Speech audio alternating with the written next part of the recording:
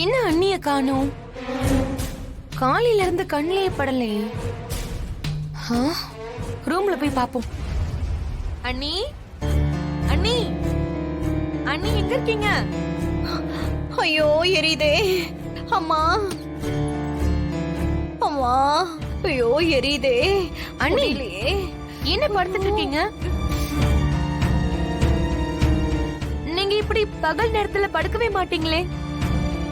ஆமா, என்னாச்சு? ஏதோ எரியுது எரியுதுன்னு புலம்பிட்டு இருந்தீங்க. நீ முதல்ல போய் கதவை சாத்திட்டு வா போ. கதவை சாத்து. சரி சரி போறேன்.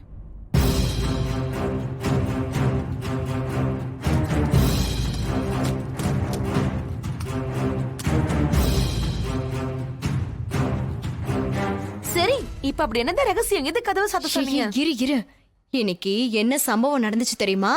அப்படி என்ன நடந்துச்சு? நான் ரெடி ஆயிட்டு இருக்கேன். கொஞ்சம் சமாளி, நான் இப்ப வந்துடுறேன்.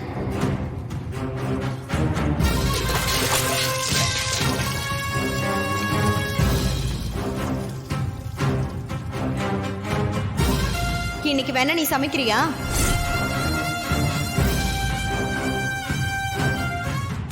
அங்க இருந்து சீனு போன் மேல போன் பண்ணிக்கிட்டே இருந்தான். நான் இங்க கால்ல கஞ்சி ஊத்திருச்சு நாடகத்தை போட்டு இவள போக விடல. இப்ப மாயா தன்னந்தனியா சமைச்சுக்கிட்டு இருக்கா. இதே மாதிரி தொடர்ந்து ஒரு 4 நாள் நடந்துச்சுன்னா அந்த பள்ளிக்கூடத்துல எந்த பிள்ளைங்களை வந்து சேர்ப்பாங்க சொல்லு?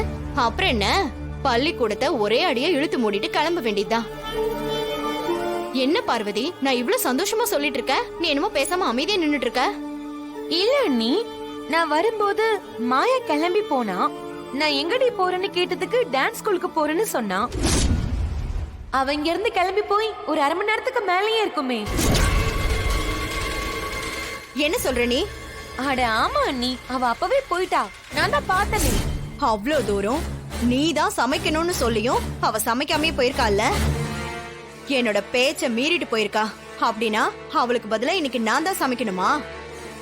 இருக்கட்டும், ஆனா இன்னைக்கு நான் சமைக்க மாட்டேன். அண்ணா வரட்டும், அவளை பத்தி நல்லா வத்தி வைக்கிறேனா இல்லையான்னு பாரு. சரி அண்ணி, பதட்டப்படாதீங்க. எல்லாரும் சாப்பிட வந்துருவாங்க. வேணும்னா நான் போய் சமைக்கிறேன் அண்ணி. நீ எதுக்கு பார்வதி சமைக்கிற? அவ சொல்லாம கொல்லாம போனா இல்ல, 2ல 1 பாக்குற இரு.